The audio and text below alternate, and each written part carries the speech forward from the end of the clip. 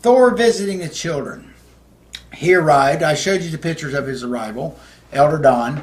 And I'm going to call her by her true and real name. Anamia. Some may have trouble. Let me help me right here. Anamia. It means the mother. That is her name. Her Palladian name. I don't know where the fact that Thor came from Venus came from.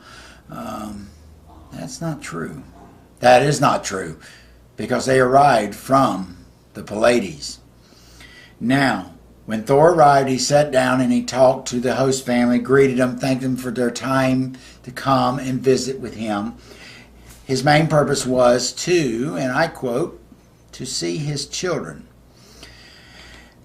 That morning of April 12, 1957, not all of the kids were there. Some of them were out west and couldn't make it. But he had promised and assured that they would come and visit with them. There was about 21 of us there. And he met with each and every one of us. And he'd call them up by their name. He would hug us, give us a kiss, talk with them for a few minutes, and send them back to their host family. He hadn't called me yet. Hadn't called the twins yet. Uh-oh. We might be in trouble. It got down to myself, Michael, and Daniel. And without calling our names, he looked right at us. He had a stare that would just burn through you. He looked at us, especially me, and he went just like this. I stood up and I walked over to my father. And customary on the Pallades, he hugged us and greeted us and kissed us, either on the cheek or the forehead. Most of the time it was the forehead. It was an acknowledgement that he not only loved us, but he respected his children. He picked me up and set me in his lap. The twins were standing there, and he'd already hugged and kissed them too. And he looked at me and he says, son, are you being good? Now, you got to remember, we're not talking English. We're talking in our normal dialect, Palladian. And I said, Shisha, which means yes or yes, sir. He asked me, was I happy where I was at? And did I like my host family? Tisha, yes. And he told me, are you learning a lot of things? That is what I want you to do, be learning. Tasha, yes. He looked at Michael and Daniel and he says, are you watching over your sisters and your brothers? Are you taking care of them as I've instructed? And Michael and Daniel could speak this language just as good as I could. I don't know if they use it as much today as I do, but they spoke it. They knew exactly. And he said he was very proud of us. And he says, man, son, you're growing into a fine young boy. I'm very proud of you. Now, and I stopped my father right there in mid-sentence. He said, yes. And I spoke to him in our language.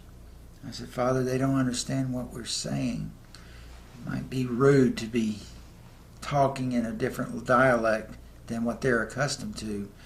Maybe we ought to talk in their dialect while we're here. And he was amazed. He says, what a considerate little boy. Yes, you are right. You are right. So we will be.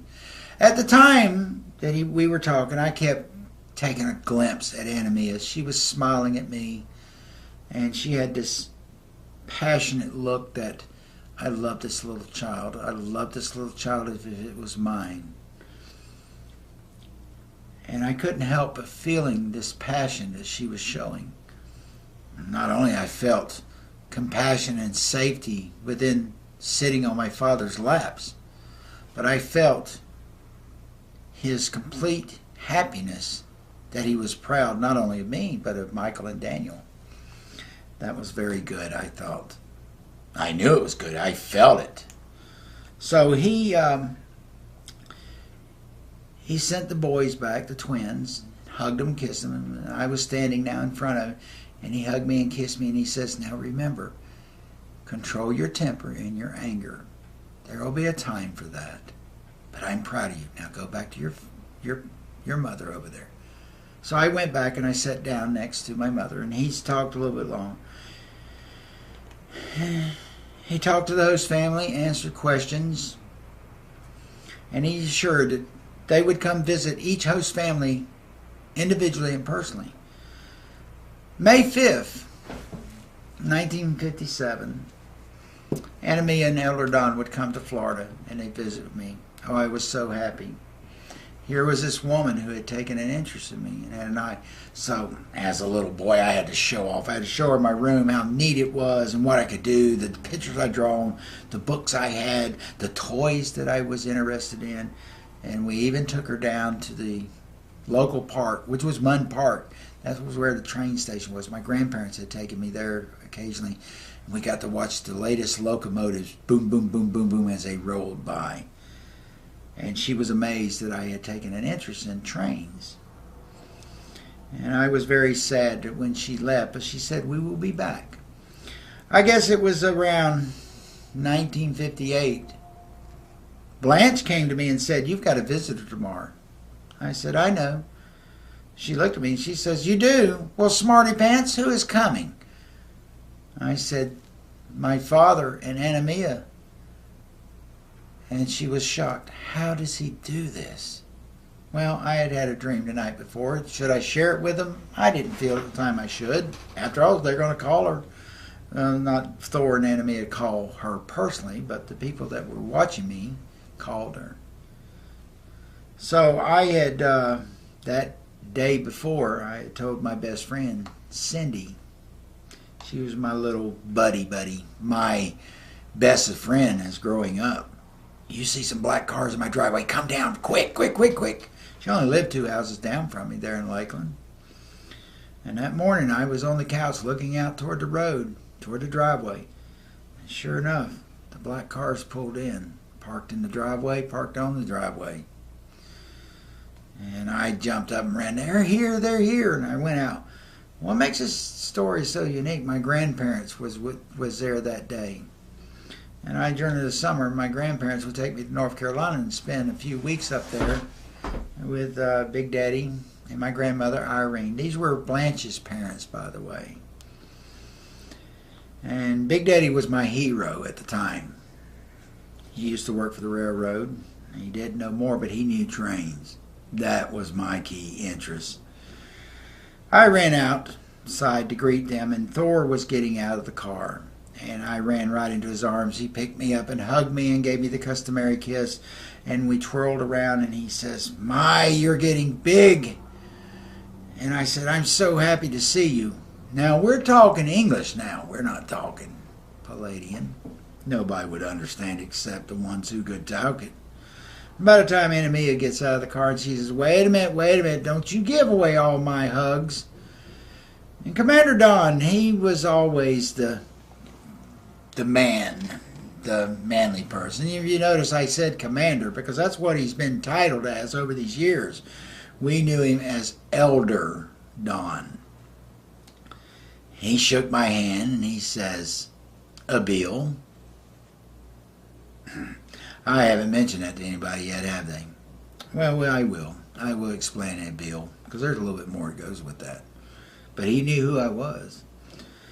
Anna Mia picked me up and hugged me, and we walked over, and they greeted themselves to the Colemans, and Big Daddy and Irene, my grandparents, were outside, and Thor told Big Daddy, I've heard a lot about you.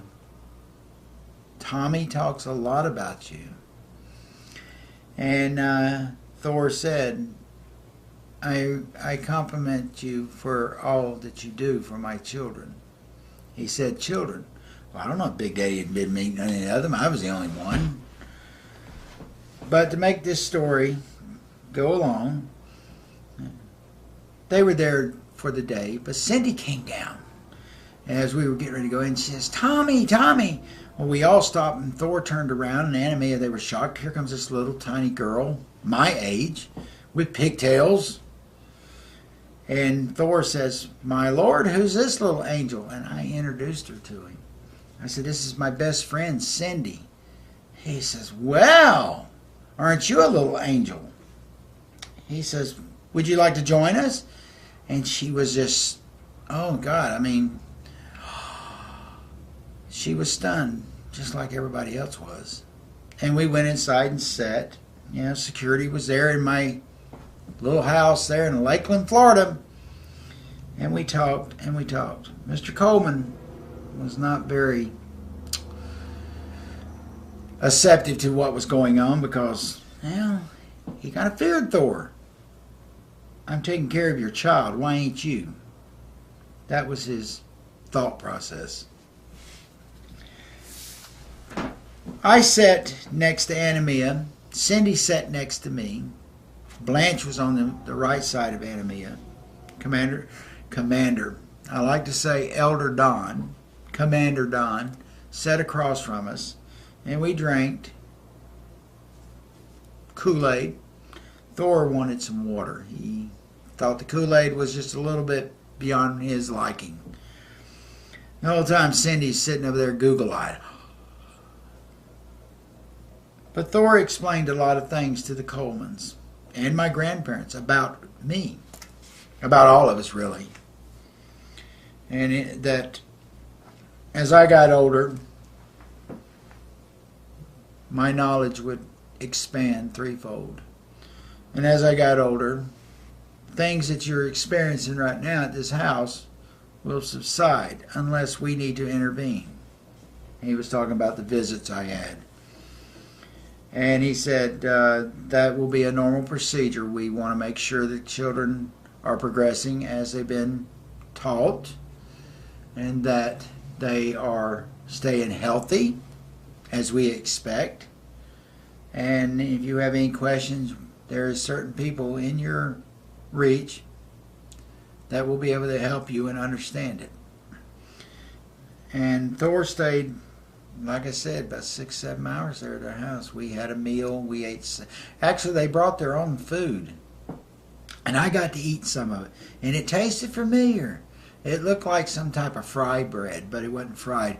And it was a very sweet. And when I ate this type of food, it was almost like I had ate it before. I would find out, well, I have ate it before. This was quite unique. I was very sad to see Thor leave, but it would be the last time I would see him. I would get to see him a few months later before him, Anamia, and Elder Don would depart. They would depart on May 13th, 1960. Thor met with many leaders. He brought a message to end all wars, all diseases, to bring the world into unity as one collective, to bring technology and energy that mankind has never seen before. We would bring our own people to help assist in this enlightenment period for humanity. But the world had to announce that we were here and that who we were. And sadly, well, you know the end of that story. It's never been announced. John F. Kennedy was, though. He was going to announce it to the world, and he lost his life over it. I will save that for another day for the JFK, because I know who the murderers was. I know who was involved. And I knew why and who and when all this was going to take place. Well, I would get to see my father one last time in Sandia, New Mexico on the 10th of March. We all flew out there, and there was all the kids this time, including the twins. And again, he saw each and every one of us, told us he loved us, and he would be back soon for us to do his work. We had all been trained and taught. We would know all these things as we got older, and we did. And that's why I'm telling this now. I've watched for a long time. I've watched and studied for a long time. I have a passion for life. I have a passion for the people who have been manipulated over the years. But I do not have a passion for those who have purposely went out of their ways to destroy mankind's inheritance, mankind's promises. Then people will answer to me soon. So I'm going to leave it right there.